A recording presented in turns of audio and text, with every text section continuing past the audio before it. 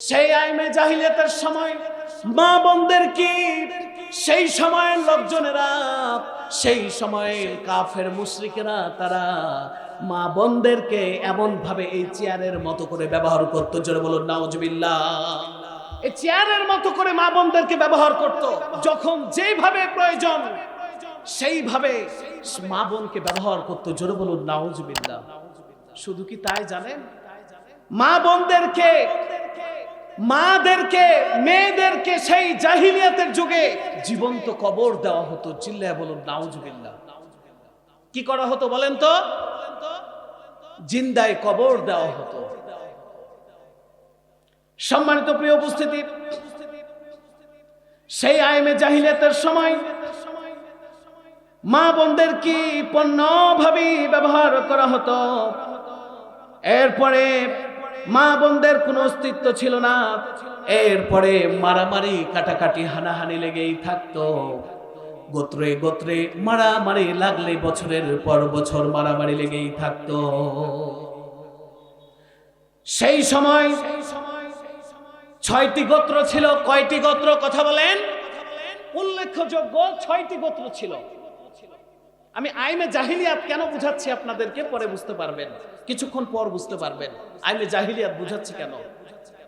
সম্মানিত প্রিয় উপস্থিতি,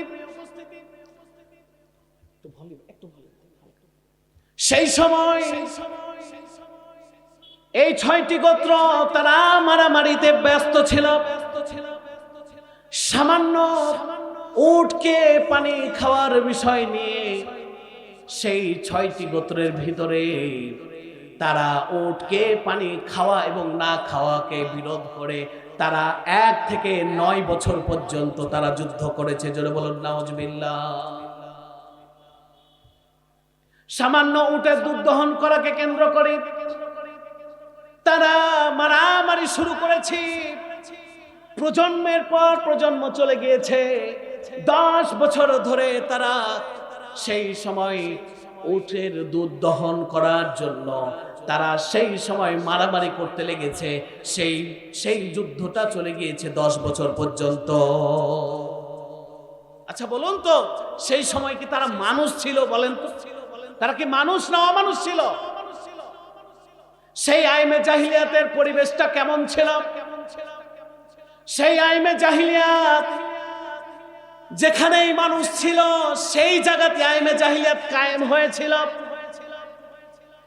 অন্ধকারের যুগ, সেই অন্ধকারের যুগের মধ্যে 1 নাম্বার সেখানে গোত্র ছিল বনু বকর, এরপরে বানু তাগলিব, এরপরে আউস ও খাজরাজ, এরপরে বনু আমির, এরপরে বনু সুলাইম, এরপরে সর্বশেষ ছিল কুরাইশ গোত্র।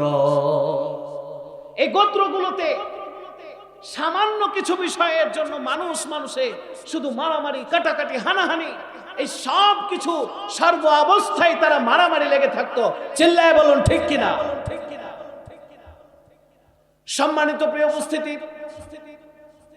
সেই আইমে জাহিলিয়াতের সময় অন্ধকারের যুগ কায়েম হয়ে গিয়েছিল। তারা এমন ভাবে মারামারি কাটাকাটি হানাহানিতে ব্যস্ত হয়ে পড়েছিল। তারা তাদের মৌলিক 5টি বিষয়ের জন্য তারা বেশি বিখ্যাত ছিল। 1 নাম্বার নারী অবমাননা, অজীবন্ত কন্যা শিশু।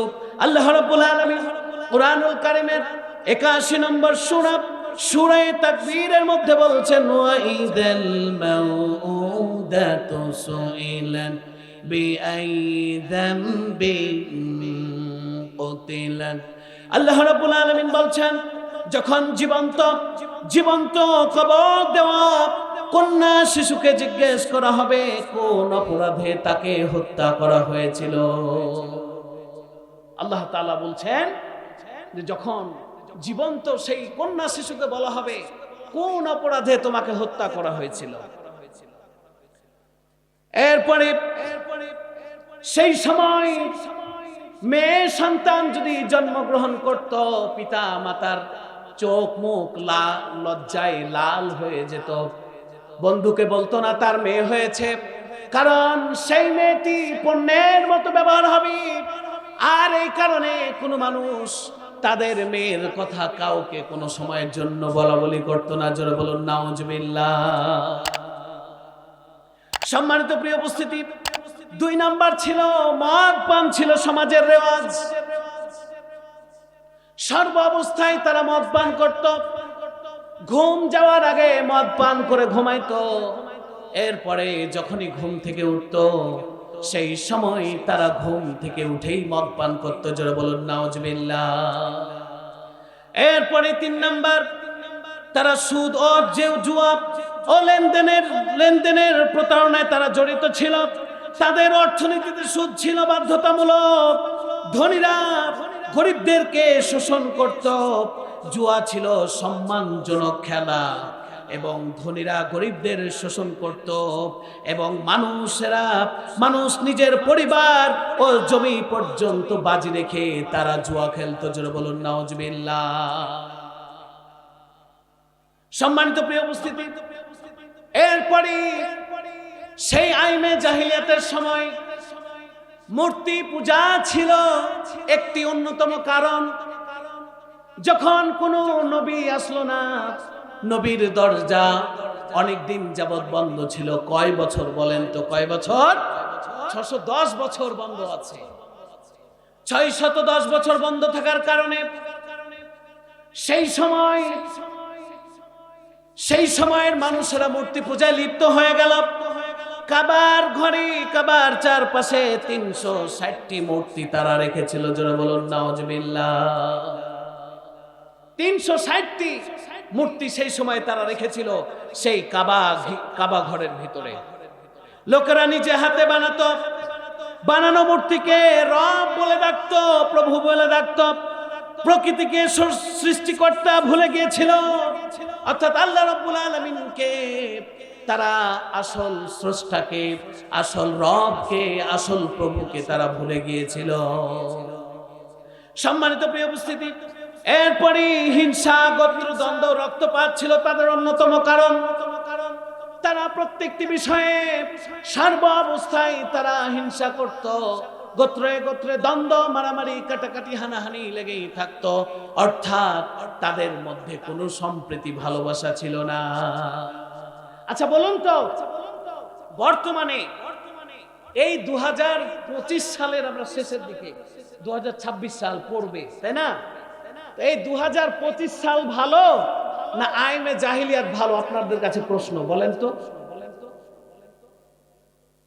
জি, 2025 সাল ভালো না আইমে জাহিলিয়াত ভালো? বলেন না একটু প্লিজ, আপনারা রায় দেন। 2025 সাল ভালো না আইমে জাহিলিয়াত ভালো? নিঃসন্দেহে 2025 সাল ভালো। চিৎকার করে বলুন আলহামদুলিল্লাহ। 2025 সাল, 2026 সাল সে আইমে জাহিলিয়াতের চাইতে অনেক অংশেই ভালো। চিৎকার করে বলুন আলহামদুলিল্লাহ। কি আপনারা ভালো নয় নাকি? জি বলেন। না না, আমার তো মনে হচ্ছে না, মনে হচ্ছে যে আপনারাও আইমে জাহিলিয়াতের মতো নাকি। তো আলহামদুলিল্লাহ বলছেন না কেন ভাই? আবার জোরে বলুন আলহামদুলিল্লাহ। সম্মানিত প্রিয় উপস্থিতি, তাহলে সেই আইমে জাহিলিয়াতের এই সমস্ত কর্মকাণ্ড দেখে, প্লিজ অ্যাটেনশন, আমার কথা মন দিয়ে শুনবেন। সেই আইমে জাহিলিয়াতের সমস্ত কর্মকাণ্ড দেখি আমার রাসূল সাল্লাল্লাহু আলাইহি সাল্লাম কষ্ট পেতেন, মন ভারাক্রান্ত হয়ে যেত। সেই সময় তাদের এই মারামারি, কাটাকাটি, হানাহানি, জীবন্ত কন্যাকে হত্যা করা, জীবন্ত কন্যা শিশুকে হত্যা করা, কবরস্থ করা, এই সব কিছু দেখে আমার রাসূল সাল্লাল্লাহু আলাইহি সাল্লাম মনে ব্যথা পেতে। তাহলে এই সমস্ত অন্যায় কাজ দেখে আমার রাসূল সাল্লাল্লাহু আলাইহি সাল্লাম মনে কি পেতেন বলেন তো সবাই? মনে কষ্ট পেতেন কি দেখে? অন্যায় কাজ দেখে। কি দেখে? সম্মানিত মা বোনেরা, আপনাদেরকে অনুরোধ জানাবো, মা বোনেরা অনেক হয়েছেন, মা বোনের অসংখ্য উপস্থিতি আল্লাহ তাআলা করে দিয়েছেন। সুতরাং মা বোনদেরকে অনুরোধ করবো এই ঠান্ডার দিন আপনারা একটু কাছাকাছি বসুন এবং একটু চাপাচাপি করে বসে অন্য মা বোনকে বসার সুযোগ করে দিবেন ইনশাআল্লাহ। সকলেই মা বোনেরা আপনারা সবাই একটু সামনে আগে বসেন। সকলকে অনুরোধ করব আপনারা একটু আগে বসবেন ইনশাআল্লাহ। সম্মানিত প্রিয় উপস্থিতি, লক্ষ্য করুন এই 2025 সালে কোন পিতাকে যদি কেউ বলে তোমাকে 50 লাখ টাকা দিব, আমি কাউরির কথা বলবো না। আপনারা যারা এখানে উপস্থিত রয়েছেন, যতগুলো ভাই ও বোনেরা রয়েছেন, আপনাকে যদি আমি এখনই 50 লাখ টাকা দেই, আপনার মেয়েকে আপনি কি জীবন্ত কবর দিতে পারবেন? কেউ পারবেন? একজন হাত তুলেন তো দেখি, কে পারবেন? হাত তুলেন না, কে পারবেন? পারবেন? সম্ভব নয়, সম্ভব নয়। এই 2025 সালে 2026 সালে এমন কোন বিবেকবান পিতা পাওয়া যাবে না, এমন কোন গণধর পিতা পাওয়া যাবে না, মা পাওয়া যাবে না, যারা তাদের কন্যা সন্তানকে জীবন্ত কবরস্থ করবে। পাওয়া যাবে? কিন্তু আপনি এখন থেকে নিয়ে সেই আইনে জাহিলিয়াতের যুগে যান, প্রত্যেকটা পিতাই বলেছিল যে আমার এই জীবন্ত এই কন্যা শিশুকে জীবন্ত কবরস্থ করে দাও। চিল্লায় বলুন নাউজুবিল্লাহ। সম্মানিত প্রিয় উপস্থিতি, এই সমস্ত সমস্যা দেখি, এই সমস্ত যত অন্যায় অবিচার, যত মারামারি কাটাকাটি হানাহানি, এই সব কিছু দেখে আমার রাসূল সাল্লাল্লাহু আলাইহি ওয়াসাল্লাম ভারাক্রান্ত হতেন, কষ্ট পেতেন। সুতরাং এই 2024 সালে, এই 2025 সালে, 2026 সালে যত মারামারি হবে, যত কাটাকাটি হবে, যত অন্যায় অত্যাচার হবে, এই অন্যায় দেখে আপনি মুসলমান, আপনার হৃদয় কি ভারাক্রান্ত হয়? হয়? কার কার হয়? দুহাত তুলে দেখান তো। লিল্লাহি তাকবীর। একটু জোরে তাকবীর দিবেন, একটু দুহাত তুলে দেখান, লিল্লাহি তাকবীর। অন্যায় দেখে, অত্যাচার দেখে আপনার কি হৃদয় ভারাক্রান্ত হয়? তাহলে বর্তমানে যে উসমান হাদিকে, ইনকিলাব মঞ্চের মুখপাত্র উসমান হাদিকে যে গুলি করা হলো, আপনারা কি সবাই মনে কষ্ট পেয়েছেন? কে কে কষ্ট পেয়েছেন? দুহাত তুলে আল্লাহকে তাকবীর দিয়ে দেখান তো, লিল্লাহি তাকবীর। আমার উসমান হাদির ভাইয়ের কলিজায় মাথায় তোমরা গুলি করো নাই, বাংলাদেশের প্রত্যেকটা মুসলমানদের হৃদয়ে, বাংলাদেশের প্রত্যেকটা মুসলমানদের মাথায় তোমরা গুলি করেছো। চিল্লায় বলুন ঠিক কিনা? সম্মানিত মুসলিম ইকরাম, সম্মানিত প্রিয় উপস্থিতি, সেই সময় আপনার আমার যদি খারাপ কাজ দেখে আপনার আমার মন যদি ব্যথা না পায়, ব্যথিত না হয়, কষ্ট না পাই, তাহলে আপনি আমি কার দলে? আবু জেহেলের দলে। কার দলে বলেন তো? কার দলে বলেন? আর যদি এই সমস্ত খারাপ কাজ দেখে যদি কষ্ট পান আর ভালো কাজ দেখে যদি আনন্দ পান, তাহলে আপনি কার দলে? কার দলে? আমার রাসূলের দলে।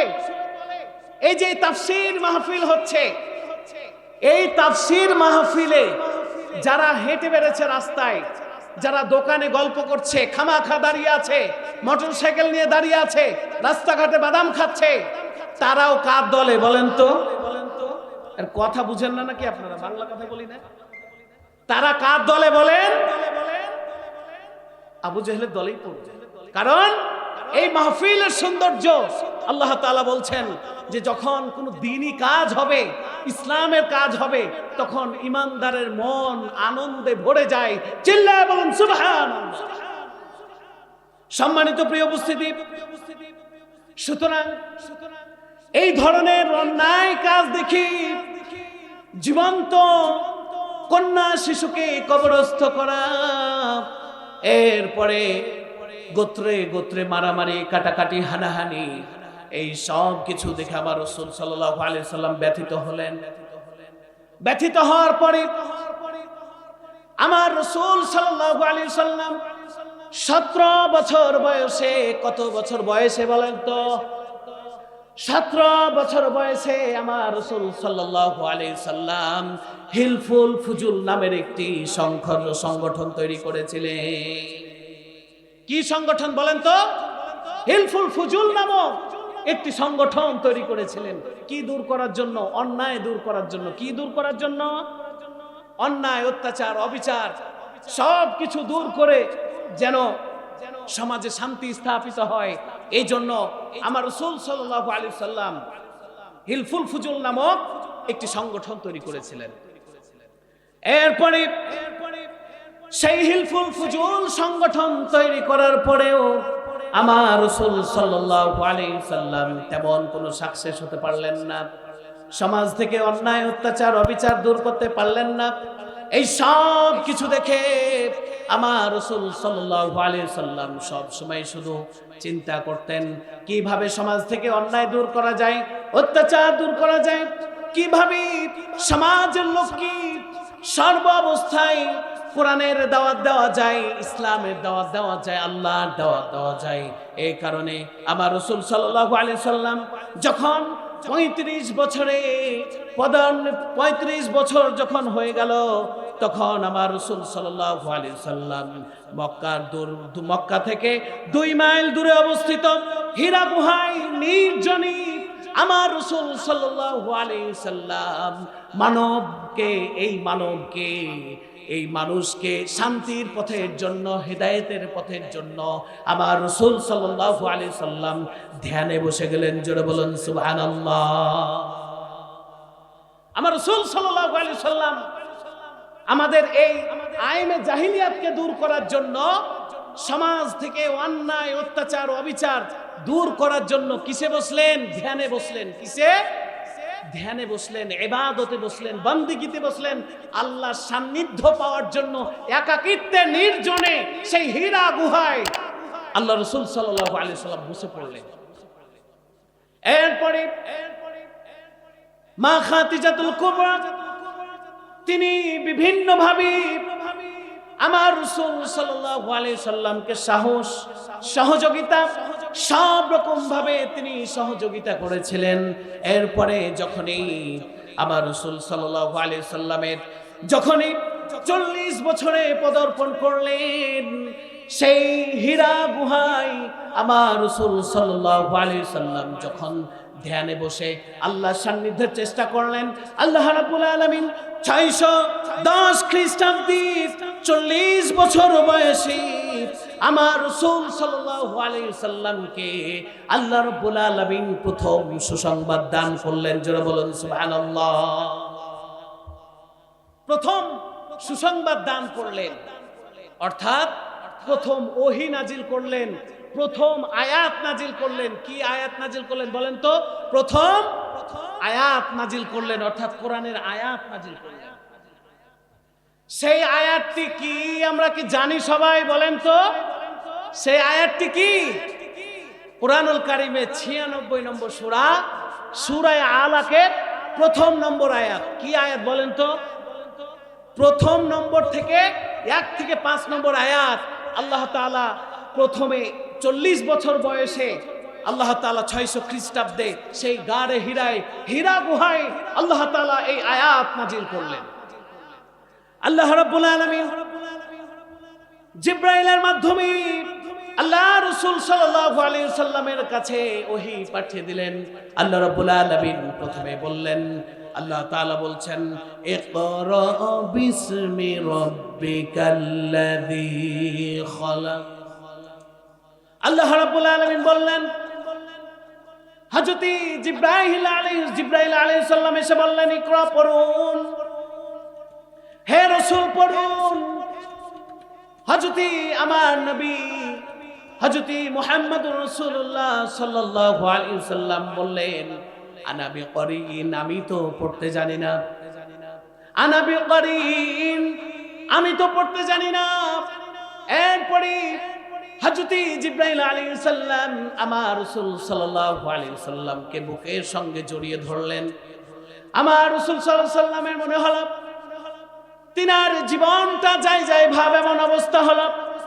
বেশ কয়েকবার জড়িয়ে ধরার পরে আমার রাসূল সাল্লাল্লাহু আলাইহি সাল্লাম বললেন, ইকরা বিসমি রাব্বিকাল্লাযী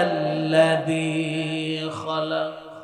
প্রথম যে আয়াতটি নাজিল হলো সেই আয়াতটিতে প্রথমেই আল্লাহ তাআলা বললেন, ইকরা বিসমি রাব্বিকাল্লাযী খালাক। আল্লাহ তাআলা প্রথমেই বললেন, হে রাসূল পড়ুন আপনার রবের নামে। জোরে বলুন সুবহানাল্লাহ। আল্লাহ তাআলা প্রথমেই কি নাজিল করলেন? শিক্ষানীতি।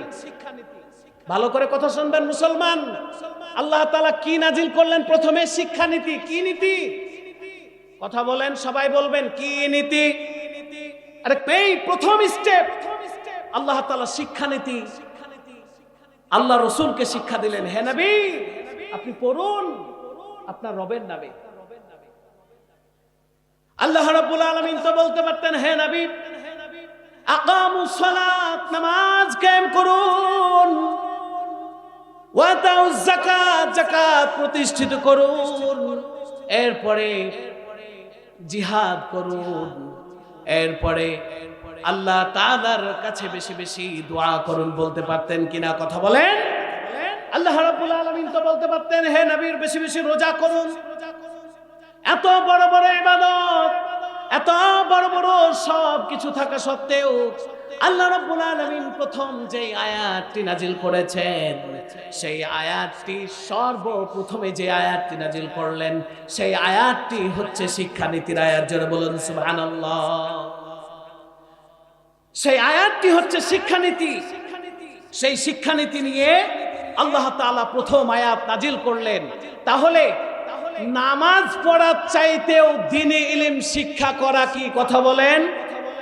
আগে নামাজ না দ্বীনি ইলম শিক্ষা? বলেন তো, কথা বুঝবেন তারপর বলবেন।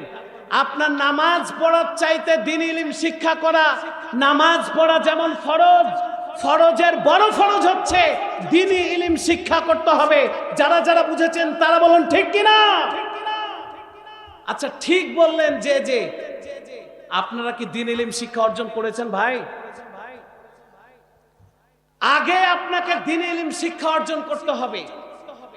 এর কারণ হলো আল্লাহ রাব্বুল আলামিন দ্বীনি ইলম শিক্ষার মাধ্যমে সেই আইমে জাহিলিয়াতের যতগুলো সমস্যা ছিল আল্লাহ রাব্বুল আলামিন সেই দ্বীনি ইলম শিক্ষার জন্য, সেই দ্বীনি ইলমের একটি আয়াত 5টি আয়াত নাজিল করার জন্য আল্লাহ রাব্বুল আলামিন সেই আইনে জাহিলিয়াতকে সোনালী যুগে রূপান্তরিত করেছিল। কি করে নাই? কি করে নাই? কথা বলেন। সেই আইনে জাহিলিয়াতকে আল্লাহ তাআলা সোনালী যুগে রূপান্তরিত করেছিল কোন আয়াতের মাধ্যমে? প্রথম আয়াত, ইকরা পড়ুন হে রাসূল আপনার রবের নামে যিনি সৃষ্টি করেছেন। সুবহানাল্লাহ। একটি আয়াতের মাধ্যমে আল্লাহ রাব্বুল আলামিন সেই খবিস আইমে জাহিলিয়াতকে যদি সোনালী যুগে রূপান্তরিত করতে পারে, আল্লাহ রাব্বুল আলামিন এই 2025 সালকে, এই 2026 সালকে এই শিক্ষানীতির জন্য, এই শিক্ষানীতির নিয়মের জন্য, এই শিক্ষা দিয়ে আল্লাহ তাআলা এই 2025 সাল 2026 সালকে আল্লাহ রাব্বুল আলামিন সোনালী যুগ পরিবর্তন করতে পারেন কি পারেন না? সোনালী যুগ করতে পারেন কি পারেন না? সেই আইনে জাহিলিয়াত বেশি খারাপ, আর 2024 সাল 25 সাল অনেক অনেক ভালো। তাহলে আপনি আমি এই 2025 সালে 2026 সালে এসে আমরা মনে করি যে আইনে জাহিলিয়াতই বেশি ভালো ছিল, 2025 সাল খারাপ, এবং দ্বীনি ইলম শিক্ষা অর্জন কেউ করি না। কারণ মনে করি বয়স হয়ে গেছে। কি হয়েছে বলেন তো? আমরা কি মনে করি বলেন? বয়স হয়ে গেছে আপনার নাকি? কত বছর? 60 বছর, 65 বছর? আচ্ছা বলুন তো, হযরত আবু বকর রাদিয়াল্লাহু তাআলা আনহুর বয়স কত ছিল? সেই সময় কোরআন যখন নাজিল হয়, আমার রাসূলের যদি 40 বছর হয়, তাহলে আমার আবু বকর রাদিয়াল্লাহু তাআলা আনহু তিনার বয়স কত হতে পারে আপনারা বলেন তো? বলেন না কেন? তাহলে আবু বকর রাদিয়াল্লাহু তাআলা আনহু যদি 45 বছর 50 বছরের বয়সে যদি কোরআন তেলাওয়াত করতে পারে, কোরআন শিখতে পারে, হাদিস অর্জন করতে পারে, হাদিস শিখতে পারে, তাহলে আপনি কেমন মুসলমান? আপনি এই বয়সে এসে কোরআন শিখতে পারবেন না? কি জোরে বলুন ঠিক কিনা? জোরে বলুন ঠিক কিনা? তাহলে আপনাকে আমি অনুরোধ করব, আজ থেকে নিয়ে আমাদেরকে চেষ্টা করতে হবে যে দ্বীনি ইলম শিক্ষার দিকে আমাদের মনোনিবেশন করতে হবে। দ্বীনি ইলম শিক্ষা অর্জন করতেই হবে। দ্বীনি ইলম শিক্ষা অর্জন যদি না করেন, আল্লাহ তাআলা আপনাকে আমাকে কখনো ক্ষমা করবেন? সম্মানিত প্রিয় উপস্থিতি, দ্বীনি ইলম শিক্ষার এমন বৈশিষ্ট্য, আল্লাহ রাব্বুল আলামিন এমন গুরুত্ব দিয়েছেন। এই মাহফিল হচ্ছে, এই মাহফিলগুলো যদি 1 লক্ষ মাহফিল হয়, কত মাহফিল কথা বলেন? যদি কেউ না করে, তাহলে পারে ওই মুসলমানের দ্বারা কোনো ইসলামের কাজ করা সম্ভব নয়। জোরে বলুন ঠিক কিনা? সুতরাং দ্বীনি ইলম শিক্ষা অর্জন করতে হবে। শুধু দ্বীনি ইলম অর্জন করলেই হবে না, আমাদেরকে এই মাহফিল করতে গিয়ে খরচ হয়েছে না হয় নাই? এই কথা বলেন না কেন? এই মাহফিল যে ইন্তজাম করতে গিয়ে কি খরচ হয় নাই? কি ভাইরা, খরচ হয় নাই? তাহলে এই যে এত সুন্দর বিশাল একটা পরিবেশ, এত সুন্দর পরিবেশ, আমাদের মাননীয় এমপি পদপ্রার্থী তিনি এসেছেন, তিনাকে আসার ব্যবস্থা করে দিয়েছি সবাই। তো এই যে মাহফিলের একটা খরচ দান করতে হবে কি হবে না? চিল্লায় বলুন, দান করতে হবে কি হবে না? সম্মানিত প্রিয় উপস্থিতি, সুতরাং আল্লাহ রাব্বুল আলামিন কুরআনুল কারীমের 63 নম্বর সূরা, কত নম্বর সূরা?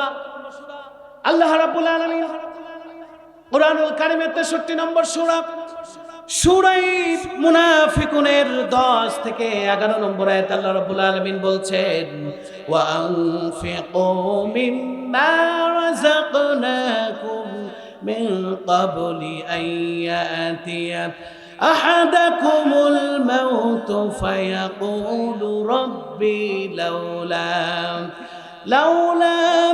আখারতানি ইলা আজালিন করিব فأصدق وأكن من الصالحين। সকলে একটু মন দিয়ে শুনুন। সময় উপস্থিত হয়ে যাবে, সেই সময় মানুষ যখন আজরাইল আলাইহিস সালামকে দেখতে পাবেন। সম্মানিত প্রিয় উপস্থিতি, একটু লক্ষ্য করুন please, attention, follow me please, একটু ফলো করুন।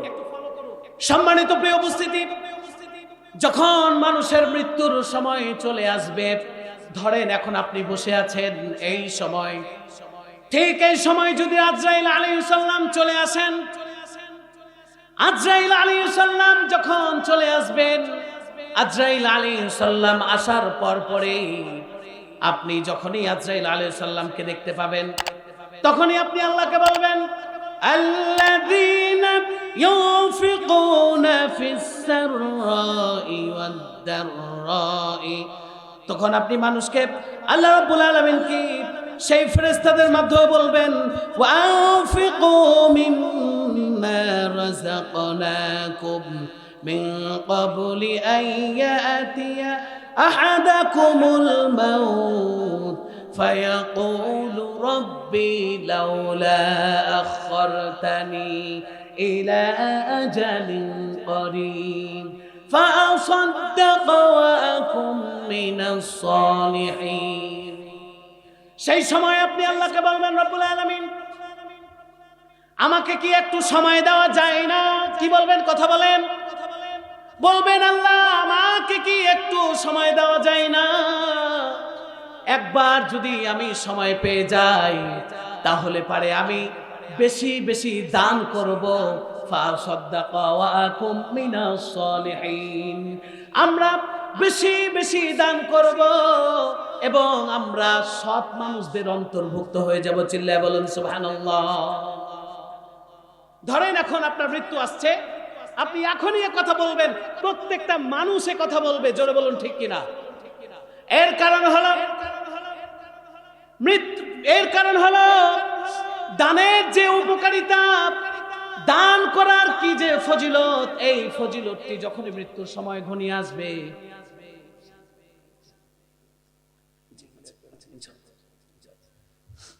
যখনই মৃত্যুর সময় যখন ঘনিয়ে আসবে, সেই সময় যখনই মৃত্যুর সময় চলে আসবে, আপনি আমি দানের ফজিলত, এরপরে ভালো কাজগুলোতে অংশগ্রহণ করার ফজিলত যখনই দেখতে পাবো, আল্লাহকে বলবো রব্বুল আলামিন আমাকে আপনি একটু সময় দিন। কি দিন? একটু সময়। আল্লাহ তাআলা বলছেন নো, নেভার, কোন সময় দেওয়া হবে না। ওয়ালা ইউআখিরুল্লাহু নাফসান ইযা জাআ আজালুহা, তোমার আর কোনো সময় নেই, তোমাকে এক্ষুনি মৃত্যুবরণ করতে হবে। জোরে বলুন নাউজুবিল্লাহ। সম্মানিত প্রিয় উপস্থিতি, সুতরাং সেই মৃত্যু আসার আগে আমরা দান করতে চাই কি চাই না? কথা বলুন, চাই কি চাই না? অস্ট্রেলিয়ান একটি যুবক ছিল একজন, তার নাম কি? তার নাম হচ্ছে আলী বানাত। তার নাম কি? কথা বলেন।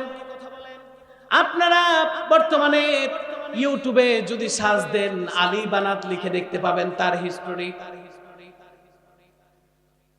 2015 সালের ঘটনা।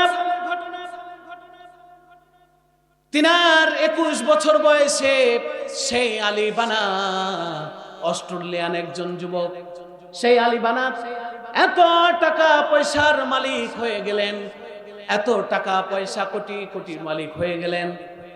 সেই সময় আলী বানাত তার হাতে একটি ব্রেসলেট পরতো। কি লাইট? ব্রেসলেট। ওই যে মহিলারা পরে, অনেক ছেলেরাও পরে, যারা ন্যাংটা ছেলে তারা ব্রেসলেট পরে।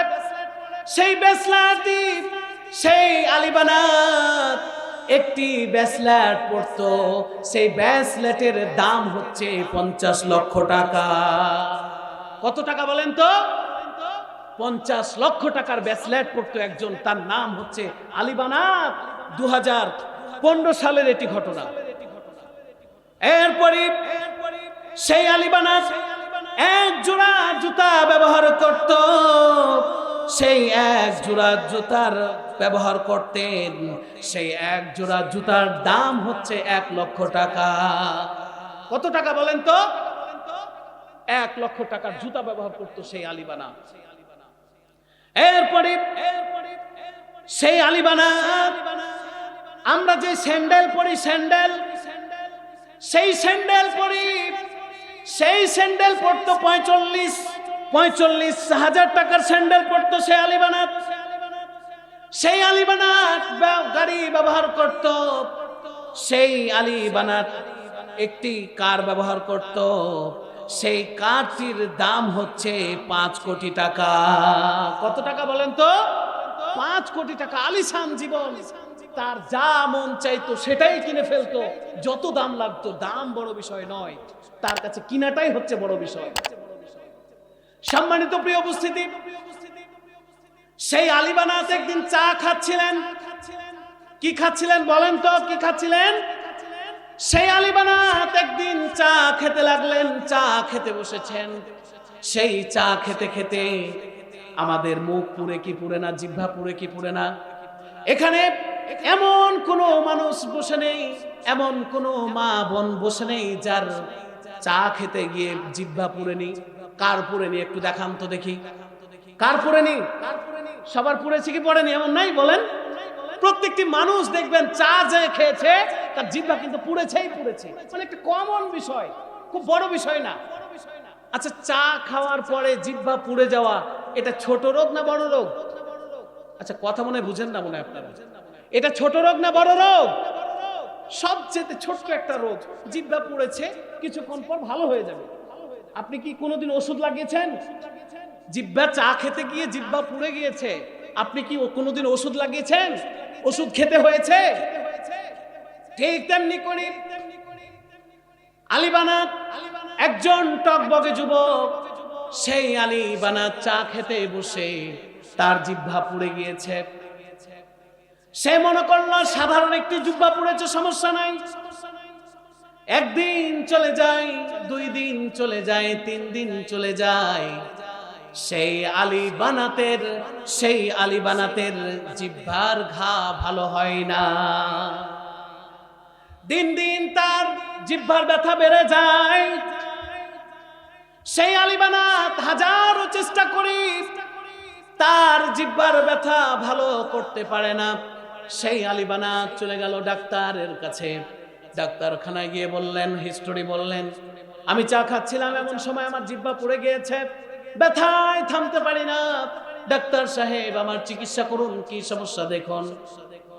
ডাক্তার সাহেব বললেন, ও আলী বানাত, তোমার যে জিহ্বা পুড়ার কারণে যেই সময় পেয়েছে, তোমার জিহ্বা পুড়ার কারণে তোমার জিহ্বাতে এমন মরণ ব্যাধি ক্যান্সার হয়ে গিয়েছে, সেই ক্যান্সারটি লাস্ট স্টেজে এসে পৌঁছে গিয়েছে। জোরে বলুন সুবহানাল্লাহ। ডাক্তারের কথা শুনে আলী বানাত হতভম্ব হয়ে গেলেন এবং বলেন, আল্লাহ, আমার এত টাকা, এত পয়সা, এত ধন, এত দৌলত, এত গাড়ি বাড়ি, এত সব কিছু খাবে কে? সেই আলী বানাত আশ্চর্য হয়ে গেলেন। ডাক্তারকে বললেন, ও ডাক্তার, আমার যত টাকা পয়সা রয়েছে, আমার যত গাড়ি বাড়ি রয়েছে, আমার সব কিছু আপনি নিয়ে নেন, কিন্তু আমি আলী বানাতকে আপনি ভালো করে দেওয়ার ব্যবস্থা করুন। ডাক্তার সাহেব বললেন, না না, ও আলী বানাত, তোমার 3 থেকে 7 মাস সময় দিয়ে দিলাম, এই 3 থেকে 7 মাসের মধ্যে তোমাকে চলে যেতে হবে। কি থেকে বলেন তো? সামান্য একটু চা খাওয়া থেকে, সামান্য চা খাওয়ার জন্য, জিহ্বা পড়ে যাওয়ার জন্য আলী বানাতের ক্যান্সার হয়ে গেল। আলী বানাত তখন মনে মনে চিন্তা করলেন, আমি আর 3 থেকে 7 মাস বাঁচব, সুতরাং আমার এই টাকা পয়সা, ধন দৌলত, আমার এই গাড়ি বাড়ি, আমার সব কিছু কি করব আমি? এই বিষয়ের জন্য আলী বানাত চলে গেলেন আফ্রিকা নামক দেশগুলোতে চলে গেলেন। সেই সময় সেই দেশগুলোতে গিয়ে আলী বানাত চলে গেলেন আফ্রিকার সেই দেশে চলে গেলেন যেখানে মানুষ অবহেলিত হয়ে থাকে, সেখানে মানুষের চিকিৎসা নেই, খাবার নেই, প্রতিষ্ঠান নেই। সেই জায়গাতে গিয়ে আলী বানাত মাদ্রাসা, মসজিদ, ঈদগাহ, এরপরে যত শিক্ষামূলক প্রতিষ্ঠান রয়েছে সব কিছু আলী বানাত তার সমস্ত টাকা পয়সা দিয়ে বানিয়ে দিতে লাগলেন। সম্মানিত প্রিয় উপস্থিতি, সেই আলী বানাত তার সমস্ত সম্পদগুলো ব্যয় করতে লাগলেন এবং তিনি মনে মনে ভাবতে লাগলেন, আমার জীবনের বিনিময় হলেও আমার সব কিছু টাকা পয়সাগুলো দিয়ে আমি মানুষের সেবা করব, আমি প্রতিষ্ঠান গড়ব, মসজিদ গড়ব, ঈদগাহ গড়ব, মাদ্রাসা গড়ব, মসজিদ নির্মাণ করব, এই সব কিছুতে আমার টাকা পয়সা শেষ করে দিয়ে আমি আলী বানাত পরকালের জিন্দেগিকে গড়ে নিব। জোরে বলুন সুবহানাল্লাহ। সম্মানিত প্রিয় উপস্থিতি, তাহলে পারে সেই আলী বানাতের মতো করে আপনার আমার চা খেতে গিয়ে ক্যান্সার হতে পারে কি পারে না? মাহফিল শেষ করি, বাড়ি গিয়ে আমরা বাড়িতে গিয়ে উঠবো, বাড়িতে গিয়ে ল্যাব করে আমরা ঘুমাইতে পারবো কি পারবো না, এর কোনো গ্যারান্টি আছে? আমি যে মাহফিল শেষ করে বাড়ি যেতে পারবো, আমার কোনো গ্যারান্টি আছে? কথা বলুন, আছে? তাহলে পারি এই ঈদগাহকে সংস্করণের জন্য, এই ঈদগাহ বাস্তবায়ন কল্পে যে তাফসীরুল কুরআন মাহফিল হলো, এই মাহফিলের ইন্তজাম কমিটির খরচ হয়েছে, সেই খরচ জোগানোর জন্য আমাদেরকে দান করতে হবে কি হবে না? এই মাহফিল কি সাফল্যমণ্ডিত